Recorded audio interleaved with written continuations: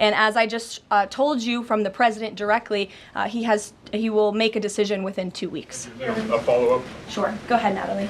Thanks, Karoline. Can you confirm whether Steve Witkoff has been in touch with the Iranian foreign minister, and does Witkoff plan to go to Geneva tomorrow for talks? I am not tracking that on Mr. Witkoff's travel schedule, but I can certainly check in with him to be sure.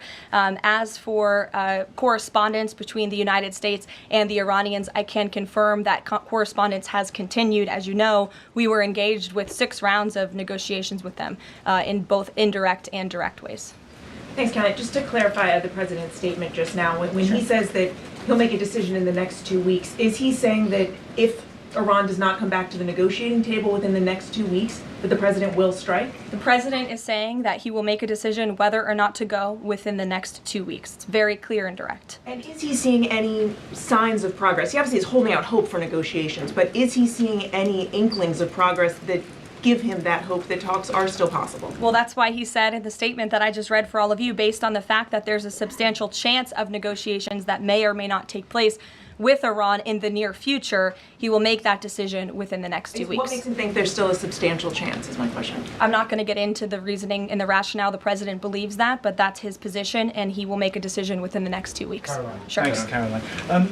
President Trump has said previously in regard to Russia, he's used this phrase about 2 weeks several times in terms of like, we expect like a 2-week deadline and then you give another 2-week deadline. How can we be sure that he's going to stick to this one on making a decision on Iran? Well, in those deadlines, as you've seen in respect to Russia, Ukraine, might I add, these are 2 very different, complicated global conflicts, as you know, that the president inherited from our previous incompetent president in the weakness of the previous administration. And the president has spent a tremendous amount of time and effort cleaning up these crises that were caused by the last administration's just complete dereliction of duty on the world stage and American weakness. Now we have American strength again. With respect to Russia and Ukraine, because of that American strength and the president's leadership, we have seen these 2 sides engage in direct negotiations. And the last time the president said 2 weeks, you saw Russia and Ukraine have direct negotiations for the first time in years. And so the president is always interested in a diplomatic solution to the problems and the global conflicts in this world. Again, he is a peacemaker in chief. He is the peace through strength president. And so if there's a chance for diplomacy, the president's always going to grab it. But he's not afraid to use strength as well, I will add.